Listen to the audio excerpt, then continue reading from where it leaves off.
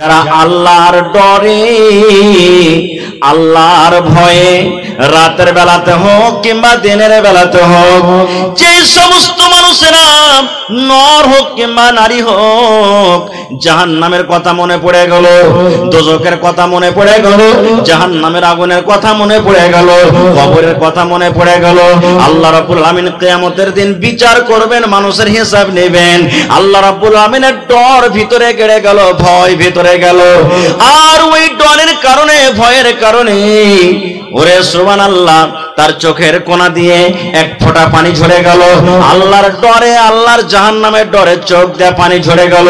ওরে সুবহানাল্লাহ, কিয়ামতের দিন নবী বলেছেন ওই উম্মতেরা, ওই সমস্ত নর নারীরা যারা আল্লাহর ডরে আল্লাহর ভয়ে যারা চোখ দিয়ে পানি ঝরায়, আল্লাহ রাব্বুল আমিন কিয়ামতের দিন আরশের তলাতে তাদেরকে জায়গা দান করবেন। নারে তাকবীর।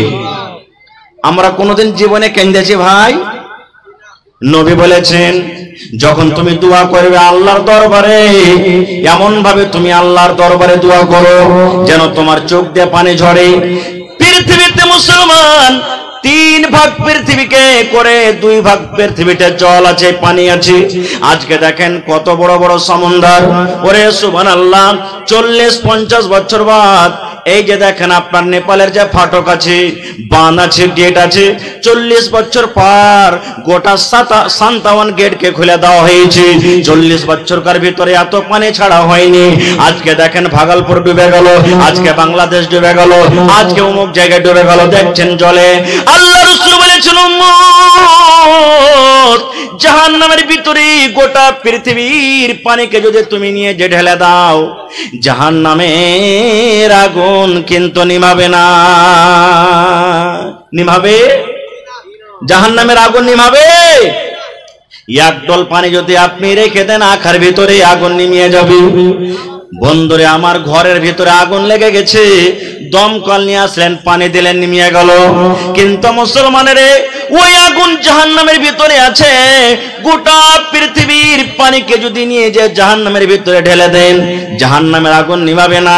আল্লাহ রাসূল বলেছেন উম্মত রে, যদি তুমি ওই জাহান্নামের আগুনকে নিভাইতে চাও, তুমি যদি ওই জাহান্নামের আগুন থেকে বাঁচতে চাও, তাহলে তুমি একমাত্র আল্লাহর ভয় করো, একমাত্র আল্লাহকে দেখে ডরাও, এক আল্লাহকে দেখে ভয় করো। উঠতে আল্লাহকে ভয় করো, চলতে আল্লাহকে ভয় করো, কাজে আল্লাহকে ভয় করো, সোয়াতে আল্লাহকে ভয় করো, নামাজে আল্লাহকে ভয় করো, গুনাহ করতে গিয়ে আল্লাহকে ভয় করো। যে কোনো টাইমে তুমি আল্লাহকে দেখে ভয় করো, জাহান্নাম দেখে ভয় করো। আর এই ভয়ের কারণে যদি তোমার চোখ দিয়ে এক ফোঁটা পানি বের হয়ে যায়, এই এক ফোঁটা চোখের পানিতে তোমার জন্য আল্লাহ জাহান্নামকে আল্লাহ নিমিয়ে দিবেন। সুবহানাল্লাহ। তাহলে আল্লাহর ভয় কি জিনিস? একটা বুখারী শরীফের হাদিস আপনাদের সামনে তুলে রাখি। আল্লাহর নবী বলেছেন এক জামানাতে একটা লোক ছিল, লোকটার কয়েকটা বেটা। হাদিস কিন্তু বুখারী শরীফের, ভালো করে শুনবেন। ওই লোকটার কয়েকটা বেটা। আমরা যখন মরি, বেটা বেটিরাকে ওসিয়ত করি, বেটা রে আমি মরে গেলে তোর ওই বহিনটাকে কিংবা অমুকটাকে 5000 টাকা দিয়ে দিস, 1 কাঠা জমি দিয়ে দিস, ওই মসজিদে 5000 টাকা দিয়ে দিস, 2000 দিয়ে দিস। এরকম ভাবে আমরা ওসিয়ত করি কি করি না? তো মরার টাইমে ওর বেটারাকে ডাক দিয়ে লোকটা মরবে, ঠিক ওই টাইমখানে বেটারাকে ওসিয়ত করছেন। কি ওসিয়ত? লোকটা বেটারাকে বলছেন, ও আমার বেটারা, ছেলেরা তোমরা শুনে নাও, আমি হয়তো মরে যাব, আর আমি বেশি দিন বাঁচব না। বেটারে একটা কাজ করতে হবে রে ধন, আমি যখন মরে যাব, আমার যখন শ্বাসটা বন্ধ হয়ে যাবে, আমার শ্বাস বন্ধ হওয়ার পর খবরদার খবরদার তোমরা আমাকে জমিনে দফন করিও না। মানুষ মরতে গেলে আমরা কোথায় দফন করি ভাই? কবরে, কবরস্থানে, নাকি? কিন্তু লোকটা বলছেন বেটারে, আমার মায়েরা খালারা শুনেন, লোকটা নিজের বেটারাকে ওয়াজ করছেন, বেটারে আমি যখন মরে যাব, আমার মরার পর আমার লাশটাকে খবরদার তোমরা জমিনে দফন করিও না। বেটারা বলছে, হাজি আব্বা, আপনার লাশটা যদি জমিনে দফন না করবো তো কি করবো? বলছে বেটারে আমার লাশটাকে নিয়ে তোরা চলে যাবি ময়দানে মাঠে, কাঠ জমা করবি, লকড়ি জমা করবি, বাঁশ জমা করবি, কাঠ জমা করবি, আর লকড়িতে আগুন ধরিয়ে দিবি। আগুন ধরিয়ে দেওয়ার পর আমার এই লাশটাকে তোরা জ্বালিয়ে দিবি, ছাই করে দিবি, পুড়িয়ে দিবি। ছাই করার পর এ বেটা ধনেরা তোমরা শোনো, আমার কিছু ছাই কটাকে নিয়ে কেউ বাতাসে ছিটিয়ে দিবে, কেউ জমিনে পুঁতে দিবে, আর কেউ কিছু ছাই নিয়ে তোরা সমুদ্রে নদীতে ভাসিয়ে দিবি। বেটারা বলছি আব্বা গো কেন এই কাজ করব, আপনার লাশটাকে কেন ভাসিয়ে দিব আব্বা, কেন এরকম কাজ করব, কেন আপনি জ্বালাইতে বলছেন? এবার ওই লোকটা বলছেন বেটারে আমি জীবনে কোনোদিন ভালো কাজ করতে পারিনি রে ধন। জীবনে নামাজ কি জিনিস, জীবনে রোজা কি জিনিস, জীবনে নেকি কি জিনিস আমি জানি না, জীবনে ভালো আমল কাকে বলে যাবি না। জীবনটা আমার গুনার কাজে কেটেছে, জীবনটা আমার গুনার কাজে কেটেছে রে বেটা। আমি কোনোদিন মরার ভয় করিনি, আল্লাহকে দেখে কোনোদিন ডরাইনি, আল্লাহর জীবনে কোনোদিন আমার ভয় হয়নি। কিন্তু ধন রে এখন আমি মরে যাব, এই মরার টাইমে মরার সময়তে আমাকে আল্লাহকে বলে ভয় হয়েছে, ডর হয়েছে। আমি আল্লাহর দরবারে খালিস নিয়াতে তওবা করছি। বেটারে আমার লাশটাকে জ্বালিয়ে দিবে ধন, যদি আল্লাহ রাব্বুল আমিন ক্ষমতা রাখেন কিয়ামতের দিন যদি আল্লাহ আমাকে জীবিত করে দেন, তাহলে আল্লাহ রাব্বুল আমিন যখন আমাকে হিসাব করবে আমি হিসাবের জবাব দিতে পারবো না। আমাকে যখন প্রশ্ন করবে প্রশ্নের আমি উত্তর দিতে পারবো না। এই জন্য রে ধন আমাকে তোরা জ্বালিয়ে পুড়িয়ে ছাইকে দফন করে দিবি, যেন আমার আল্লাহ আমাকে খুঁজে না পায়। বলছে বেটারে দফন করবি না, এই লাশটাকে জ্বালিয়ে ছাইকে পুঁতে দিবি, পানিতে ভাসিয়ে দিবি। না হলে যদি আমাকে না জ্বালাস, আমার আল্লাহ যদি ক্ষমতা রাখেন কিয়ামতের দিন আমাকে জীবিত করে হিসাব ধরবে, আমি হিসাব দিতে পারবো না, জাহান্নাম আমাকে যেতে হবে। আমাকে পুড়িয়ে দিবি আর ছাই ভাসিয়ে দিবি, যেন আমার আল্লাহ আমাকে খুঁজেই না পায়। বলেন তো ছাইগালা ভাসিয়ে দেওয়ার পর, পুড়িয়ে দেওয়ার পর আল্লাহ তাকে দ্বিতীয়বার জীবিত করার ক্ষমতা রাখেন কি রাখেন না? জোরে বলে রাখেন। আপনাদের বিশ্বাস আছে না নাই? আছে। সুবহানাল্লাহ। মত একটা এমন জিনিস ভাই, সবাই দেখে ভয় করে নাকি? ভয় করে না? সবাই ভয় করে, আর বিশ্বাসও আছে। আমরা যখন আমাদের মা বাপ দাদু দাদি নানা নানি উমুক তুমুককে যখন নিয়ে যাই, মনে কত ডর ভয় হয়।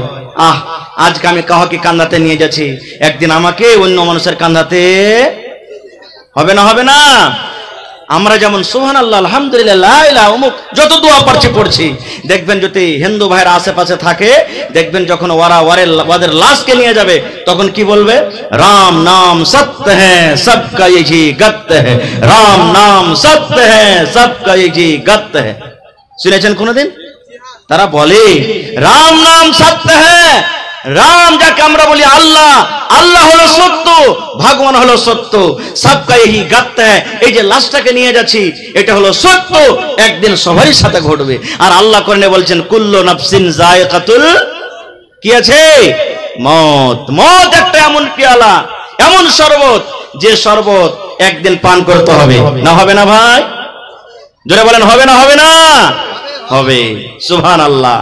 ঠিক লোকটা মরে গেল, বাপ যে বলেছেন আমাকে জ্বালিয়ে দিবি, লাশটাকে নিয়ে মাঠে ময়দানে চলে গেল বেটারা।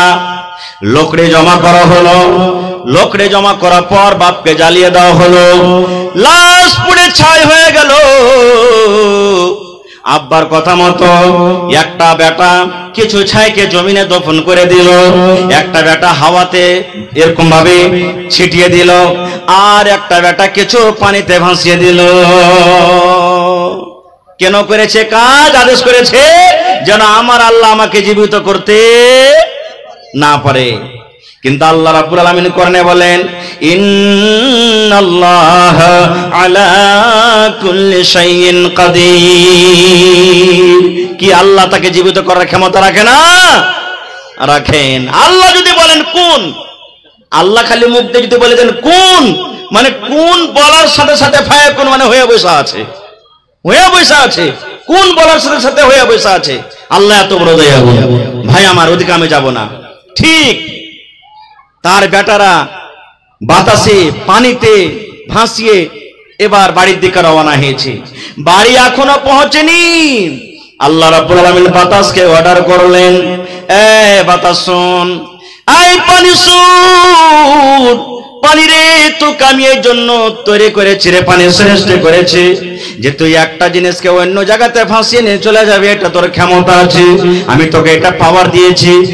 জমিন শোন, তোর ভিতরে যখন কোনো জিনিস গাড়া হয়, দফন করা হয়, তুই ওকে কলিয়ে দিবে, সরিয়ে দিবে।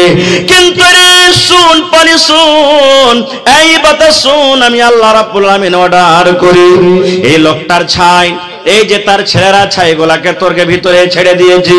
এই বাতাস শোন, এই মাটি শোন, এই পানি শোন, সমস্ত ছাইগুলাকে তোরা এক জায়গাতে জমা করে দে। আচ্ছা বলেন তো, মাটি বাতাস পানি আল্লাহর কথা শুনে কি শোনে না? জোরে বলেন। আচ্ছা আপনারা বলেন তো, কোন নবীকে আগুনে ফেলে দেওয়া হয়েছিল? হযরত ইব্রাহিম আলাইহিস সালামকে আগুনে ফেলে দিলেন। যখন আগুনে ফেলবেন, ওইটা আল্লাহর ফেরেশতারা আইসা ইব্রাহিম নবীকে বলছেন, ইব্রাহিম আপনি যদি একবার বলেন, এক ফুঙ্গে সমস্ত আগুনকে নিভিয়ে দেব। কিন্তু ইব্রাহিম নবী কি বলেছিলেন? রে ফেরেশতার দল, তোমাদের সাহায্যের আমার দরকার নয় রে, এই আগুন দেখে আমি ভয় করি না, ডরাই না, কারণ আল্লাহ রাব্বুল আলামিন যদি আমাকে বাঁচাতে চাহেন, আল্লাহ রাব্বুল আলামিন ডাইরেক্ট দেখছেন, আল্লাহ রাব্বুল আলামিন আমাকে বাঁচিয়ে দিবেন। যেমন এই কথাটা বলা, আল্লাহ রাব্বুল আলামিন এবার আগুনকে ডাকতে বলছেন, ইয়া নার। কি ডাকতে বলছে? ইয়া নার। নার মানে হলো আগুন। এ আগুন, কুনি বারাদাও ওয়া সালামান আলা ইব্রাহিম। আগুন, আমার ইব্রাহিমের উপরে তুমি ঠান্ডা হয়ে যাও, সালামতি ওয়ালা হয়ে যাও। আগুন রে তুমি এত ঠান্ডা হয়ে যাও না যে আমার ইব্রাহিম ঠান্ডার কারণে যেন মরে না যায়, আর আগুন তুমি এত গরম হয়ে যাও না যে তোমার গরমের কারণে যেন পুড়ে না যায়। তুমি সালামতি হয়ে যাও যেন আমার ইব্রাহিম পোড়া দূরের কথা, তার শরীরের একটা রোঁয়া পর্যন্ত না পুড়ে। ইব্রাহিম নবী পুড়েছিলেন? জোরে বলেন, পুড়েছিলেন? তাহলে আগুন কার কথা শুনলে? জোরে বলেন, আল্লাহর কথা। আর আগুন তো আগুন দূরের কথা, সমুদ্রের মাছ পর্যন্ত আল্লাহর কথা শুনেছেন, শুনেনি? জোরে বলেন, শুনেছে কে শুনেনি? কোন নবীকে মাছে গিলেছিল? ইউনুস নবীকে। মাছে তো গিলে নিলে ভাই, কিন্তু হজম করতে পারে না, মাছ এদিক ওদিক টাপিয়ে বেড়ায়। আর মাছের পেটের ভিতরে গিয়ে ইউনুস নবী একটাই দোয়া, লা ইলাহা ইল্লা আনতা সুবহানাক ইন্নী কুনতু মিনাজ জালিমিন। মুসিবতে পড়বেন এই দোয়াটা পড়বেন, পেরেশানিতে পড়ে গেছেন দোয়াটা পড়বেন, আল্লাহ মুসিবত আপনার দোয়া কবুল করবে, দূর করবে, মন হালকা হয়ে যাবে। লা ইলাহা ইল্লা আনতা সুবহানাক ইন্নী কুনতু মিনাজ জালিমিন, এই দোয়া পড়ছেন। মাছের পেটে থাকতে গেল, আল্লাহ জানেন কি জানেন না? জোরে বলেন, জানছেন। এই দোয়া মুখ দিয়ে বের হয়, আরশ পর্যন্ত চলে গেল, আরশের চারিদিকে দোয়া ঘুরছে। আল্লাহ তাবারাক ওয়া তাআলার আরশকে যে ফেরেশতারা উঠে আছেন, তারাও দেখছেন, শুনতে পেয়েছেন যে দুনিয়াতে কোন এমন মানুষ মুসিবতে আছে, আল্লাহ জি, যে এত কষ্টতে পেরেশানিতে আছে, আল্লাহ তোমাকে ডাকছে, তোমারই একমাত্র জিকির আজকার করছে, আল্লাহ তুমি তারপরে দয়া করো। ওরে সুবহানাল্লাহ। আল্লাহ রাব্বুল আলামিন মাছকে বলছেন, মাছ রে, তোর পেটে এতদিন পর্যন্ত যা ছিল, যা গেছে রে মাছ, তুই হজম করে ফেলেছিস, কিন্তু মাছ রে শোন, তুই যাকে খেয়েছিস এটা হলো আমার একজন নবী, এটা হলো আমার একজন নবী। এই মাছ শোন, আমার এই নবীকে তুই হজম করতে পারবি না। এই মাছ শোন, নদীর কিনারাতে চলে যা, নদীর ধারে চলে যা, আর তাড়াতাড়ি করে আমার ওই বান্দা, আমার নবী ইউনুসকে তুই নদীর কিনারাতে তুই রেখে আয়। মাছ কথা শুনেছিল না শুনেনি? ওরে সুবহানাল্লাহ। মাছ তো দূরের কথা, খাজুরের গাছ দেখেছেন? হাজী সাহেব আছেন কেউ এখানে? আছেন আলহামদুলিল্লাহ। দেখে এসেছেন তারা মদিনাতে খাজুরের গাছ। মসজিদে জুমার দিনে ইমাম সাহেব যে জিনিসটার উপরে দাঁড় হয়ে খুতবা দেন ওকে আমরা কি বলি ভাই? জোরে বলে মিম্বার। মিম্বারে 4টা ধাপি হয় না 5টা? ও 3টে ধাপি হয়। আলহামদুলিল্লাহ, তাহলে গৌর করে শুনেছেন, দেখেছেন। নবীজি খাজুরের একটা মিম্বার গোড়া, অত সুন্দরভাবে মিম্বার বানা ছিল না তখন, ওর উপরে দাঁড় হয়ে খুতবা দিতেন। কিসের উপরে? খাজুরের। বুখারী শরীফের হাদিস এটাও। খাজুরের গোড়ার উপরে মিম্বার করে খুতবা দিতেন। এবার একটা মহিলা এসে রাসূলকে বলছেন, ইয়া রাসূলুল্লাহ, আমার একটা ফার্নিচার মিস্ত্রি, কাঠের মিস্ত্রি কেনা ফার্নিচার বলি, ফার্নিচার মিস্ত্রি আছে, যদি আপনি অর্ডার করেন তা আপনার জন্য একটা সুন্দর মিম্বার করে দেব। রাসূল বলেন ঠিক আছে, নিয়ে এসো। এবার নতুন মিম্বার যখন এলো তো পুরাতন মিম্বার রাখা এবার হবে ভাই? পুরাতন মেম্বারকে সাইডে হটিয়ে দিলেন আর নতুন মেম্বার উপরে চেপে নবীজি খুতবা শুরু করলেন। ওরে সুবহানাল্লাহ, যেমনই নবী খুতবা শুরু করলেন নতুন মেম্বার উপরে চড়ে, আয় আমার হাতিনা গ্রামের মায়েরা খালারা শুনেন, নবীর কথা বলছি রে বন্ধু, কোন গল্পকে কাহিনী নয়। যেমনই নবী খুতবা শুরু করলেন মসজিদের ভিতরে যেন কান্নার আওয়াজ শুরু হয়ে গেল। কে যেন কাঁদতে লাগলো, কিন্তু কে কাঁদছে দেখতে পাওয়া যায় না। কান্নার আওয়াজ আসছে কিন্তু কে কাঁদছে দেখা যায় না।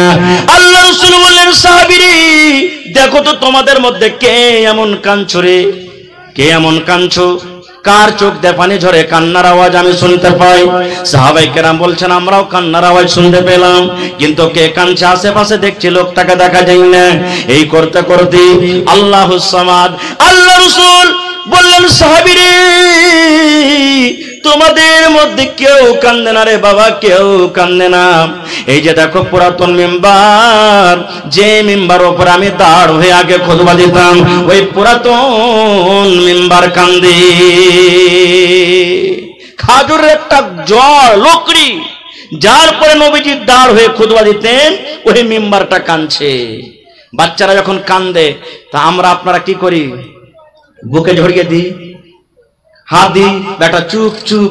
কিন্তু দেখবেন যে ছেলেটা বেশি কাঁদবে, যখন যত চুপতে বলবেন ও সিস্টেম মেরে মেরে আরো হ্যাপ তুলে তুলে কাঁদবে, কাঁদে না? ওরে সুবহানাল্লাহ, নবীজি মেম্বার থেকে নেমে গেলেন, নতুন মেম্বার থেকে নেমে গেলেন। এবার পুরাতন মেম্বার কি এরকম ভাবে নবীজি সান্ত্বনা দিচ্ছে, এই মেম্বার তুমি চুপে যাও, চুপে যাও, চুপে যাও, তুমি কাঁদো কেন, তুমি চুপে যাও, চুপে যাও, তুমি কান্দো কেন? কিন্তু নবীজি যত তাকে সান্ত্বনা দেয় ওই পুরাতন মেম্বার আরো কিন্তু কাঁদতে শুরু করে। এবার শেষকে তুলে তুলে কান্দি। নবীজি বললেন, পুরাতন মেম্বার তুমি কান্দো কেন, কান্দোর কারণটা কি, কেন তুমি কান্দো? এবার ওই পুরাতন মেম্বারের মুখ খুলে গেল, বললেন, ইয়া রাসূলুল্লাহ, ইয়া হাবিবাল্লাহ, আল্লাহর নবী গো, এই জন্য আমি কান্দি গো নবীজি। আপনি এতদিন ধরে আমার উপরে দাঁড় হয়ে খুতবা দিলেন, আপনার খুতবা, আপনার কথাগুলো আমি পাঞ্জর হয়ে হয়ে শুনতে পেলাম। এখন আপনি যে আমাকে দূরে হটিয়ে দিলেন, এখন আপনি আমার উপরে আর দাঁড় হবেন না, এখন আপনার কথাগুলো আমি পাঞ্জর হয়ে শুনতে পাবো না। এই জন্য আমার অন্তরটা ফেটে গেল, যার কারণে আমি কাঁদলাম। এই মুসলমান শুনেন, একটা লকড়ি, একটা পুরাতন গাছ মেম্বার, যার জন্য কোনো নামাজ নাই, রোজা নাই, হজ নাই, যাকাত নাই, যার জন্য কোনো শরীয়ত নাই, সেই যদি নবীর কথা না মানে তার গুনাহ হবে না। যার জন্য কিয়ামতের দিন জান্নাত নাই, জাহান্নাম কোনো হিসাব নাই, সেই যদি নবীর কথা শোনার জন্য পাগল হয়ে যায়, সেই নবীর কথা শুনতে না পাওয়ার কারণে যদি কান্দে, তাহলে আমরা মানুষ, আমাদের জন্য জাহান্নাম জান্নাত সব কিছু আছে, আমাদেরকে আল্লাহকে দেখে কত ভয় করতে হবে। হবে না? হবে না? সুবহানাল্লাহ। হায়রে নবীর উম্মত, খায়ের যাও। এবারে ওই লোকটা সুবহানাল্লাহ, তাকে জ্বালিয়ে দেওয়া হলো। আল্লাহ আদেশ করছেন, মাটিকে মাটি, এই পানি ছাই জমা করে দাও, জমা করে দেওয়া হলো। আল্লাহ রাব্বুল আলামিন এবার ছাই গোলাকে বলছেন, কোন কোন, মানে তুমি হয়ে যাও মানুষ যেমন আগে ছিলে।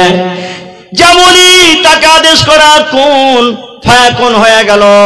এবার যখন লোকটা মানুষ হয়ে গেল, এবারে আল্লাহ রাব্বুল আলামিন তাকে জিজ্ঞাসা করছেন, বান্দারে তোমার ছেলেরাকে তুমি এরকম কাজের কেন আদেশ দিয়েছিলা? আমার বান্দা, তুমি তোমার ছেলেরাকে এরকম কাজের কিনা আদেশ দিয়েছিলে? এবার লোকটা তখন বলছে, রব্বুল আলামিন, তুমি সবে জানছো আল্লাহ যে আমি কেন এরকম আদেশ করেছিলাম। এই আল্লাহ, জীবনে আমি বেশি নেকি করতে পারিনি, আমার জীবনটা গুনাহতে কেটেছে, জীবন আমার গুনার কাজে কেটেছে। আল্লাহ, মরার টাইমে, মরার সময়তে তোমাকে বলে ডর হয়েছে, ভয় হয়েছে। এই ভয়ের কারণে আল্লাহ আমার ছেলেরাকে আমি জ্বালিয়ে দিতে বলেছিলাম। এবার আল্লাহ রাব্বুল আলামিন এবার লোকটাকে বলবেন, বান্দা রে, যখন মরার টাইমে তুমি আমাকে দেখে ডর করেছো রে বান্দা, মরার কারণ, মরার সময় যখন তুমি আমাকে দেখে ভয় করেছো, আমার জাহান্নাম বলে তোমাকে ডর লেগেছে, আমাকে দেখে তোমাকে ভয় হয়েছে। এই আমার বান্দা শুনে নাও, যখন মরার টাইমে তুমি তাওবা নাসুহা করেছো, যাও যাও যাও যাও, আমি আল্লাহ রাব্বুল আলামিন তোমার পরে দয়া করলাম, তোমার পরে আমি রহম করলাম, তোমাদের জীবনের গুনাহকে আমি আল্লাহ মাফ করে তোমাকে আমি জান্নাতে ঘোষণা করে দিলাম। নারে তাকবীর, সুবহানাল্লাহ। এর নাম হলো কি? আল্লাহর ডর। এর নাম হলো কি? আল্লাহর ভয়। আপনি চুরি করতে চলে গেলেন, ডর হয়ে গেল ভিতরে, রাস্তা থেকে ঘুরে চলে এলেন, নেকি পাবেন আপনি। কি পাবেন? জোরে বলেন, কি পাবেন? চুরি করতে গেলেন, গরু মাছ চুরি করতে গেলেন, জাল চুরি করতে গেলেন, রাস্তাতে ডর হয়ে গেল, চুরি করলে আল্লাহ তো কিয়ামতের দিন বিচার করবে, না করব না, ঘুরে চলে এলেন। মোবাইল চুরি করতে গেলেন, মোবাইল হাত তলিয়ে নিয়েছেন, আরে কেউ না দেখতে গেল, কে দেখছেন? জোরে বলেন, আল্লাহ। না, চুরি করব না, নেকি পাবেন আপনি। চুরি করতে গিয়ে নেকি পাবেন, কিন্তু হ্যাঁ, চুরি করতে গেলে এদিক ওদিক দেখছেন লোক পহারা আছে, জোগাইছে লোক, এবার ফাঁক পেলেন না, চুরি করতে পেলেন না, চুরি না করতে গেলেও গুনাহ হবে। কারণ ফাঁক পেলে তো ছাড়বেন না আপনি। ফাঁক পেলেন না বলে চুরি করলেন না, ফাঁক পেলেন না বলে চুরি করলেন না, ফাঁক পেলে তো চুরি করে নিতেন। এই জন্য রাসূল বলেছেন গুনাহ হয়ে যাবে। একটা বুখারী শরীফের হাদিস বলছি, এই যুবক ভাইয়েরা, এই যৌবনকালটাকে কামে লাগান ভাই। আল্লাহর নবী বলেছেন, বনি ইসরাইলে 3টা লোক ছিল। কয়টা লোক ভাই? জোরে বলেন, 3 জন লোক সফর করছেন, রাস্তাতে হাঁটছেন, হঠাৎ কোন দিক থেকে ঝড় বৃষ্টি, পানি চালু হয়ে গেল। লম্বা হাদিস, ছোট্ট করে বলবো। পানি যদি হয়, আশেপাশে বাড়ি আমরা দেখবো না, দেখবো না, গাছের তলাতে যাব না। কিন্তু শোনেন, যারা বৈজ্ঞানিক তারা বলছেন, যখন ঝড় বৃষ্টি হবে, খবরদার কোনো গাছের তলাতে দাঁড় হইও না, গাছের তলাতে দাঁড় হইও না, বিজলির খাম্বার পাঞ্জরে দাঁড় হইও না। যখন বৃষ্টি হবে, মোবাইলে তুমি গল্প করিও না। কেন? ওই টাইম খানে সমাতে চমকা বিজলি পড়তে পারে আপনার গাছের ওপরে, মোবাইলে আপনার কানেকশন আছে, আপনার ক্ষতি হইতে পারে, মোবাইল ফাটতে পারে। এই জন্য মোবাইলে গল্প করবেন না, এই সমস্ত জিনিস থেকে বাঁচতে হবে। তো এবার 3টা লোক দেখছে, ঝড় চালু হয়ে গেল, আশেপাশে কোনো জায়গাতে গাঁ গ্রাম বাড়ি কিচ্ছু দেখা যায় না, কোথায় লুকাবি রে, চল। নবী বলেছেন, 3 জন লোক দৌড়াতে দৌড়াতে দৌড়াতে দৌড়াতে একটা গর্ত পেল, একটা খাল পেল, গর্ত পেল, গর্তের ভিতরে তারা ঢুকে গেল। এখন বৃষ্টি থামবে, আমরা চলে যাব, এই গর্ততে আমাদের জান বেঁচে যাবে, প্রাণ বেঁচে যাবে।